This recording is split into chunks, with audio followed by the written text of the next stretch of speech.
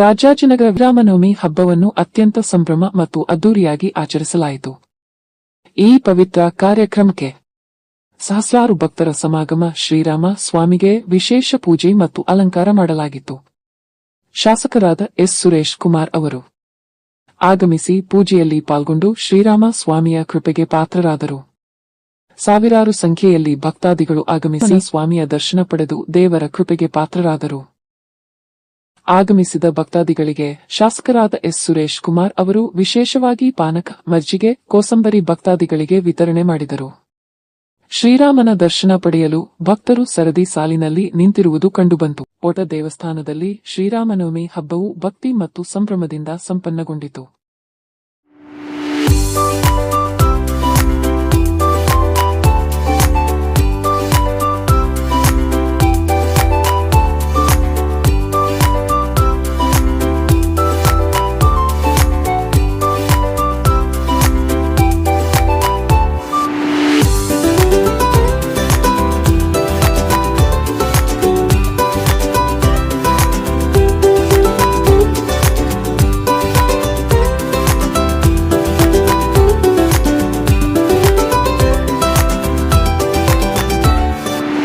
ರಾಮನವಮಿ ರಾಜಾಜಿನಗರ ರಾಮ ಮಂದಿರದಲ್ಲಿ ಹಿಂದೂ ಸಾಂಸ್ಕೃತಿಕ ಸಂಘ ನಾವು ಅದ್ದೂರಿಯಾಗಿ ಶ್ರೀ ರಾಮನವಮಿನ ಆಚರಿಸ್ತಾ ಇದ್ದೀವಿ.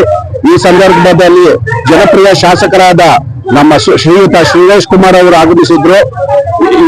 ಈ ಕಾರ್ಯಕ್ರಮಕ್ಕೆ ಚಾಲನೆ ಕೊಟ್ಟು ಇಲ್ಲಿ ಅದ್ದೂರಿಯಾಗಿ ನಾವು ಆಚರಿಸ್ತಾ ಇದ್ದೀವಿ.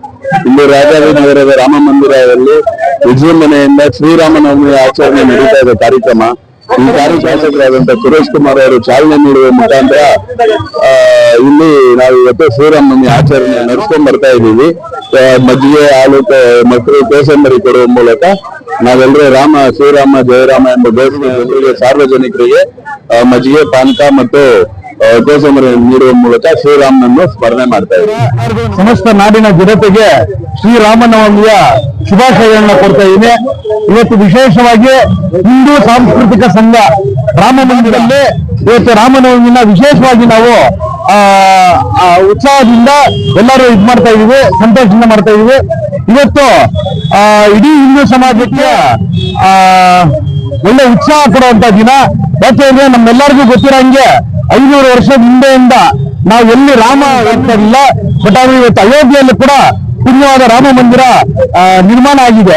ಇವತ್ತು ಹಿಂದೂ ಸಾಂಸ್ಕೃತಿಕ ಸಂಘದ ಈ ಕಾರ್ಯಕ್ರಮದಲ್ಲಿ ರಾಜಾಜಿನಗರ ಶಾಸಕರಾದ ಸುರೇಶ್ ಕುಮಾರ್ ಕಾರ್ಯಕ್ರಮವನ್ನು ಉದ್ಘಾಟನೆ ಮಾಡಿ ಇವತ್ತು ಇಲ್ಲಿ ನಾವು ಕೋಸಂಬರಿ, ಹಾಲು, ಪಾನಕ ಇದನ್ನ ಕೂಡ ಕೊಡುವಂತ ವ್ಯವಸ್ಥೆ ನಾನು ಪ್ರತಿಯೊಬ್ಬ ಹಿಂದೂ ಸಮಾಜದ ಪ್ರತಿಯೊಬ್ಬರಿಗೂ ಕೂಡ ರಾಮನವಮಿಯ ಶುಭಾಶಯಗಳನ್ನ ಕೊಡ್ತಾ ಇದ್ದೀನಿ. ನಮಸ್ಕಾರ.